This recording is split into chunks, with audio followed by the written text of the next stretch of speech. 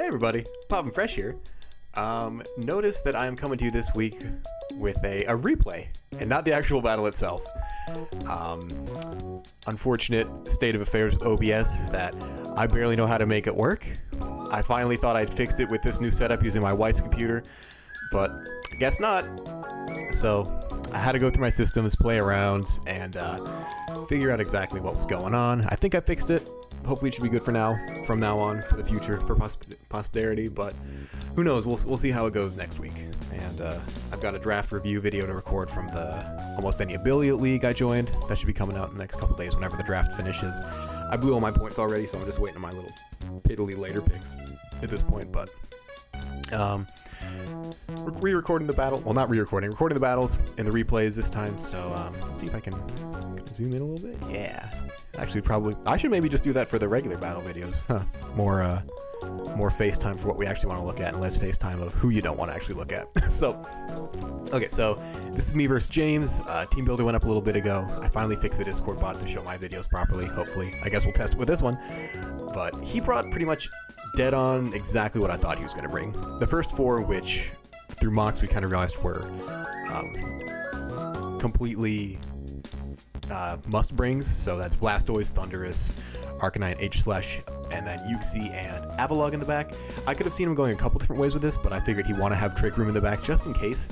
Avalugg pretty much always loses to Regirock one-on-one, but his Avalugg does so much damage against the rest of my team that I kind of figured he'd bring it, and it pairs very well with Thundurus, as we've seen for the entirety of this season so far. So that's about what I thought his team was going to be. My squad is here. You can watch the team builder if you want my thoughts on why I brought them, but let's get into it. Let's go slow. So, game one, I had kind of mapped this out. I wanted to lead with, what do you call it? Dusknoir and Indeedee. And this gives me the frisk because I want to get off on the right foot and see what he's going to be going for. So I see Assault Vest on, oh my god, I need to stop. I see the Assault Vest on Avalugg, and I figure, okay, that's going to be his tank, and he leads Avalugg and Thundurus, so obviously he's going to be swaggering onto it and getting it boosted up and hopefully tearing through my team from there.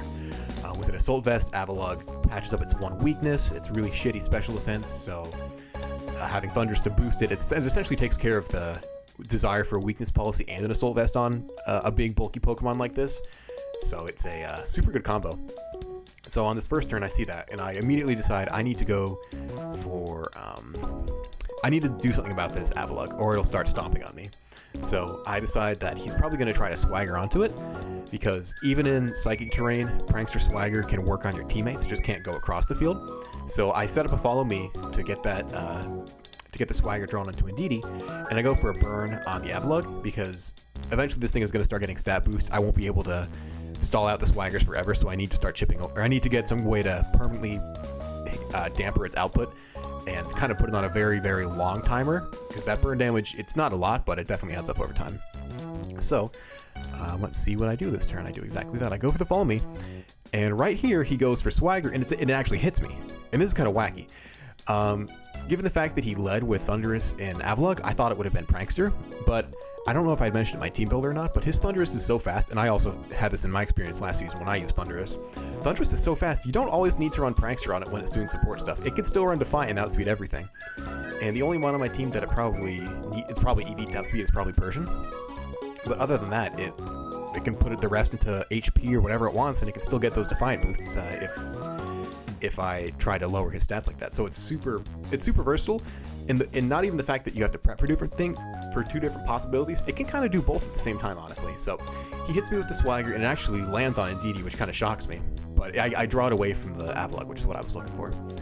And I get the burn off, and then it goes for a Max Darkness, which I didn't even know it learns. It's probably Crunch. So it gets my special defense drop. This turn I decide I need to take care of the Thundurus as well. It's probably physical, given that it's going to be Defiant. So I need to, again, draw the Swagger away, which I'm thankfully I didn't hit myself. And then I need to burn the Thundurus as well. So I'm off to a pretty good start here. I'm about to drop, or I guess I don't drop a Pokemon, but I'm pretty far down here. But I'm in a game state that I want to be in, with two of his biggest physical attackers burned, and pretty much neutered from here. And so from here I decide I want to go for damage. It's no use following me again, because I'll probably either get killed right away, or just take a hit that might have gone for Dust Noir and not killed it and wasted it on Indeedee. So I just decided to go for Expanding Force there. It do pretty much nothing to Avalugg, but it'll do some good damage on Thunderous. Given how bulky Avalugg and the fact that it's Dynamax, I don't want to waste any damage onto that. I can essentially wasting damage on a Dynamax is kind of just wasting turns from my perspective, so that's why I didn't target it. And then I hit the Arcanine with the Poltergeist, and I learned that it has a Charty Berry, which is cool, and that makes sense. I have Regirock, and his Arcanine is one of the few ways to counter that if he is able to get a burn off on, or not a burn, yeah, a burn off on it. So he needs that Charty Berry to live. He goes ahead and switches out. He probably knows the Poltergeist is coming into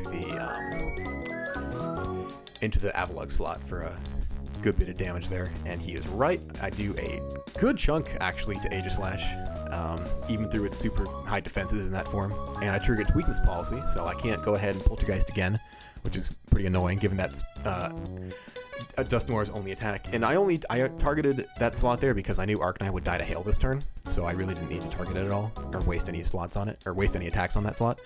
He sends back in this guy. I send in Slurpuff, and I need to send in Slurpuff this turn right now. It's ideally not what Slurpuff wants to be in, right, against an Aegislash and another powerful physical attacker, but this is my last turn of Psychic Terrain, and I need to get this guy I need to get Slurpuff fast enough to outspeed Thunderous, so that's why I sent him in here. So I sent him in, and I'm going to go for another Poltergeist onto Aegislash, even though I literally just saw it activate and use up its item. But thankfully I get the Cotton Spore off, which allows me to go first. So if I had hit it with maybe Shadow Ball or Shadow Punch, I could have knocked it out here, but I don't. And I go down even through the Cassib Berry because that is a very, very strong Pokemon. I don't think there's any way I could have lived that. He goes for the Icicle Spear. He gets the super low roll, which kind of sucks, but it doesn't actually end up mattering in the end. Who comes out here? And I think it is PZ time. There it is. I go ahead, Dynamax Porygon Z, and I'm going to be targeting down Avalugg because I figured the King Shield to be coming this turn. I was right. I think I go for the Fake Tears, yep, just to ensure the KO. It probably would have KO'd anyways, but nothing lives a Max Strike when you're at -2. I wonder if there's actually any Pokemon that can live that. I wonder if there's any Pokemon that can non-Dynamax live a Max Strike at -2. Again, I have to go for the Cotton Spore here. I saw he had a Focus Sash earlier, so I know I can safely go for it because he's already taken some chip. Go for the Max Strike, get the KO, and I know Aegislash is going to do something very annoying here, and he ends up going for, what is it, Sacred Sword? Which does a ton to Porygon Z. I'm shocked that it did that much, but thankfully switching to Blade form brings his defenses low enough to where I can take him out with a Dazzling Gleam. So that's game one. Went about exactly what I wanted it to do. Being able to have the Porygon Z max threat in the back is very, very dangerous and hard to get past with you. If you're missing any kind of crucial member of your team, it's pretty rough to go down that road and survive. So game two, my plan, I knew from the start I wanted to go for the Regirock route, the Rock Guru. So I see this, and I see no Blastoise, so no Fake Out, so I'll be okay to go with a Fast Bulldoze and give Regirock the Scarf and start going for Rock Slides.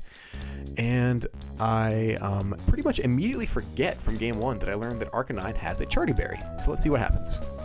Go for the Bulldoze, proc the Policy, lower Arcanine's speed, get Regirock really fast, get Regirock really strong. It's just going exactly how I wanted it to. Go for the Rock Slide, and it lives because it ate the Charty Berry. Like, yeah, I knew it would. Uxie goes for Imprison there, which is kind of wacky. I didn't know at the point what I'd be imprisoning, so I was kind of worried this next turn. When I went to choose my move, it was Expanding Force that was blocked from Oranguru, which is Oranguru's only real offensive move, so that was a really good play. That was awesome on James. That's such a cool move. It's such a cool tech. But unfortunately, I don't need to go for Expanding Force. I just need to keep telling Regirock to use Rock Slide. So that's what I do here, even though I'm burned. So I'm back down to essentially neutral attack. Why not Rock Slide again? Get some good damage off. Nice 21% twice in a row on Uxie. It doesn't have the special attack investment to really do much. He gets the double protect there, which is kind of sick. And I missed that Rock Slide, but it's okay. I have a second one, and I hit that Rock Slide, which was probably going to be for the Trick Room, honestly. And that could have been a lot. That probably would have changed the game right there if I had missed both of those. Comes back into Avalugg. I just go for another Rock Slide, because why not? Oh, I love that. This is so fun, just clicking the Rock Slide button. And even though Avalugg's Dynamax and I'm a neutral attack, 20% is pretty decent for that, honestly. That's not too bad. I'm down to the point where my burn will kill me this turn, so I'm not able to stop the Swagger, which is kind of sucky. So I just go for another Rock Slide. It does a good chunk to Thunderous, and I just attack onto it because I honestly thought that Thunderous was going to attack me this turn and take down Regirock, so I would have been in a better spot if I had just instructed again and had him rain the rock cell down. Then I would have been just 4v1ing the Avalug, which would have been a better spot to be in, looking back on it. But you know, that was the right play. If I had instructed on Regirock and it had gone down to Thunderous, it would have been a complete waste of a turn. So that, as much as I look back and see it now, I could have capitalized on it even harder. I needed to make that mid-road play, and I did. So I have my Psychic spam in, so now I can just start to do Psychic spam because he has no resists and no wide guard. So it really doesn't do much to Avalug, and Avalug is just such a monster right now with its huge stats. So thankfully it drops down to non-Dynamax, so I can max PZ and go ahead and take it out right there. Oh my gosh, I didn't even notice that. It 48% health with +1 and a Assault Vest, it still died. That is, and my poor Gunsy didn't have a boosting item this week. It was just the what is it, White Herb, Mental Herb, the one that brings your stats back up with the drop. So that was the game. It pretty much went exactly as I planned, which is pretty rare. I'm the kind of guy who will choke and maybe make some bad suboptimal decisions in the moment, but that's okay. That's the game, and I will catch you guys next week. See ya.